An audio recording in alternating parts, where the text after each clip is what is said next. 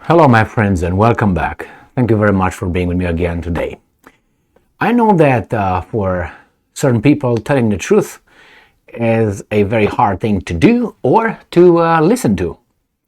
But sometimes the truth must be told in order to avoid, something bad to occur in the future. Therefore, a truthful, objective analysis of the situation is necessary. We can't live in a delusional, self-created worldview or live based on an ideology.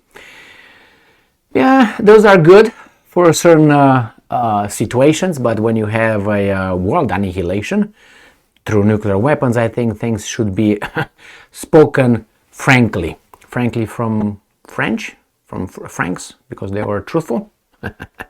All right, so what happened?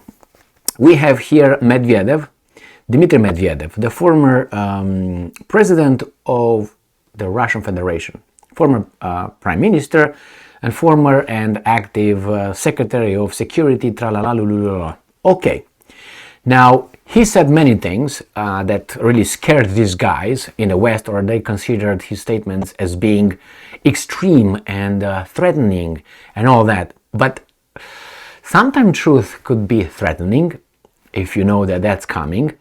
Sometimes, could be extreme. Truth could be extreme when you notice a situation and you see the direction everything seemed to go to. Could be extreme when you make some statements. So let me give an example.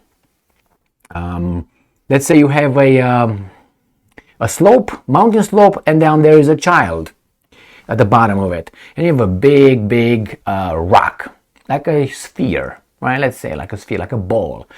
And someone starts to roll it, just push it, and it starts rolling towards the child. Now people say, well, it's okay, it's not, nothing will happen, it's just a ball rolling, and the child is over there, everything's going to be all right. Now an extreme representation of reality. That ball will not be stopped. The child, the toddler, will not see it, will not realize the danger. The ball will increase speed through the acceleration, right? And it's gonna mow the kid, it's gonna kill that toddler. Oh my God, Emil, you are such an extreme, well, that's the truth. Based on reality, that's what most likely will happen. It's not popular to say it, but if we went hanky-panky around the issue, the child will be squashed by this ball. So if someone says, look at the ball, is gonna eventually cause this, horrible thing, you consider this and you consider that. You're not a genius saying that, but everybody else is a coward and a weasel. Therefore, you just merely mentioning the truth, the reality, simple reality, you become an evil guy and an extremist, not because you are, just because they are cowards. So let's see what happened here. Medvedev said that there's two options how a war could end. One, through negotiations, in his view, and the other one by following in the footsteps of the greatest country in the world, which is the United States of America, which is, according to him, just dropping some atomic bombs. That's what he says. So I'm gonna use his statements. I have 3 articles, 2 from Ukrainians, 1 from the Russians. And they all say the same. Guess what? The interpretation is a little bit different. His statement still stands. Now here it is. Is an extremist or a guy who assesses reality without any flavors? The new voice of Ukraine. Medvedev says Russia could use nuclear weapons to end the war in matter of days. July 5th, 2023. This guy. Now we have this one from Ukrainska Pravda. Medvedev names options to stop war, either negotiations or nuclear strike. And the last one from the Russians. Medvedev proposes how Ukraine conflict could end in days. Now which one do you want me to pick? Let's pick this one so you don't say that I'm picking the Russians. So Medvedev said that the war could be brought to an end within a few days, end quote, if Ukraine ceases to receive assistance from its partners. True? True. In response to Western analysts' assessments of the Russian army as outdated, citing its reliance on and I'm quoting, methods and weapons of the past century. Some people are still dumb. They think that the art of making love changed from a century ago to now. They think that we invented it a minute ago. They're the same positions that ever been, all right? It's just the preferences. So the same with art of war. There's the same tactical objectives that need to be reached. And that's a list of how you achieve it. That list is in the possession of the Americans, in the possession of French, the Israelis, the Russians, the Ukrainians. They all have that. There's no more than that, no less. So the Russians pick whatever they think it works for the moment, and the Ukrainians do the same thing, which is shooting at the enemy. I think that's been for about, 2 millennia or more. As far as we know, you just attack the enemy, shoot at the enemy with what? Slingshots or rocks or, baseball clubs that they used to be over there. Remember, they were playing baseball in the caves. Anyway, so these people. Medvedev asserted that the Russian army is both modern and heroic, while implying that Ukraine's success is largely due to international support. Success meaning not being squashed yet. That's the success, not being knocked out. Remember Muhammad Ali with George Foreman in 1974? In Zaire? Was it in Zaire? Where eventually in the round 7, Muhammad Ali knocked him down and it was not out, but anyway. Remember that one? Muhammad Ali was losing all the time until he bam bam boom boom. Could that happen here? Well, call it the way it was. He was losing. The same here. So as of now, Ukraine is not knocked out yet. But you understand the reversal here. Medvedev emphasized the potential for a quick resolution of any war and did not shy away from referencing the United States. Of course, when it's convenient. And I'm quoting Medvedev. Now listen to this, my friends. In general, any war, even a world war, can be promptly concluded either by signing a peace treaty or by adopting measures similar to what the Americans did in 1945 when they deployed nuclear weapons and bombed two Japanese cities, Hiroshima and Nagasaki. They undeniably altered the course of the military campaign then, at the cost of nearly 300,000 innocent civilian lives. End quote. Medvedev said, this is true. This is real. Now, they don't like, especially this one right here, right? Or maybe right here, right? And the whole thing down there.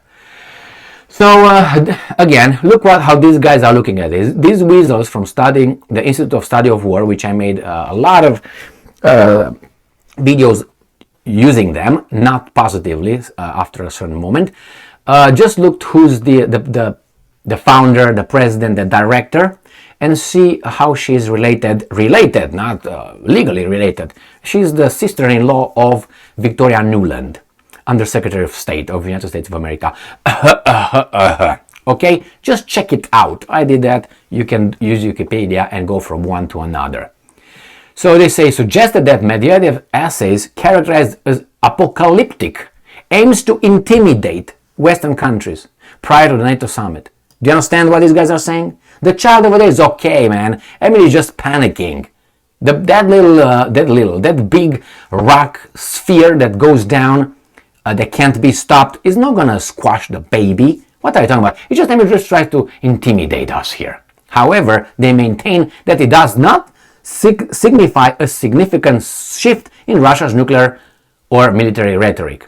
All right, we go back here. This is the same thing. It's just the same statement here. And then here we got the Russians. The Russians says hostilities between Moscow and Kiev would end swiftly if the US and its allies stopped sending arms to Kiev. Dmitry Medvedev has said, fact. The ongoing you can say whatever you want. Without that, the thing will cease to an end quicker. I don't know how swift that would be, but if you remember March 2022, that could give you a hint.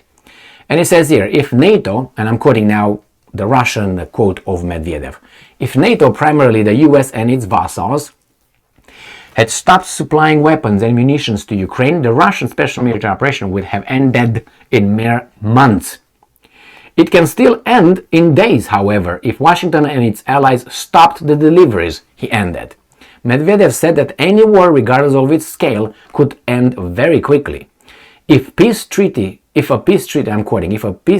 is signed, or if one does what the Americans did in 1945 by using their nuclear weapons and bombing Japanese cities.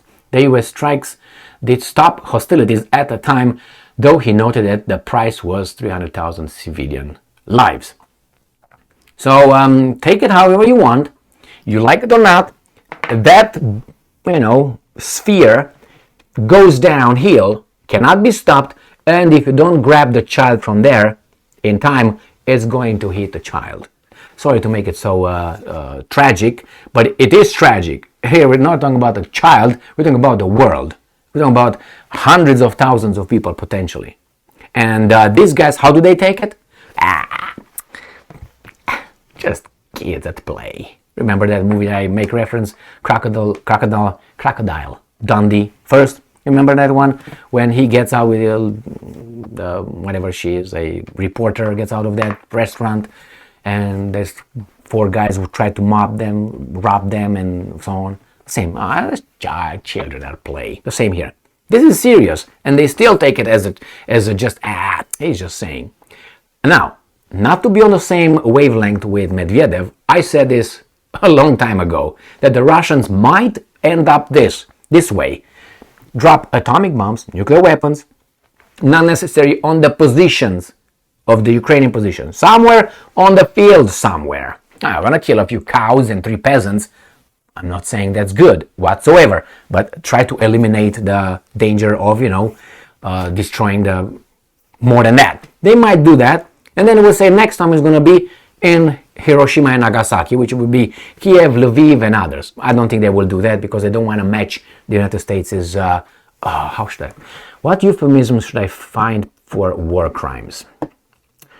Attack. So we don't want to match the American attack of Hiroshima and Nagasaki in 6th and 9th of August 1945, because they don't want to come to the same BS. As of now, we have, but maybe if they do that, they would be revered again and considered experts in who should use and who should use, who should have and who should not have any peaceful nuclear activity. Because the United States, as you know, after they attacked Hiroshima and Nagasaki now they are like in charge of, we know best who should have and who should not. What? You're the rapist, and you tell us now. So anyway, my friends, I said this many times, these guys are going to end up in that position when they're saying, you know what, we're going to do it, but I think it's that moral, but it seems like it doesn't mean anything, the moral high standing. Why? Because if you look, nobody talks about United States and those 2 attacks. They don't call them as they qualify in a war. If Russia would do the same thing, how do you think those things will be called? As they should be called, war crimes, clearly. But somehow you sit at the table with that person and you give that person reverence. Yeah. So then if Russia would do the same thing, maybe Russia's going to be equaling the same level of reverence United States is given by everybody else. Oh, you dropped some. Oh my God, you're so cool. That's what it's going to be? No.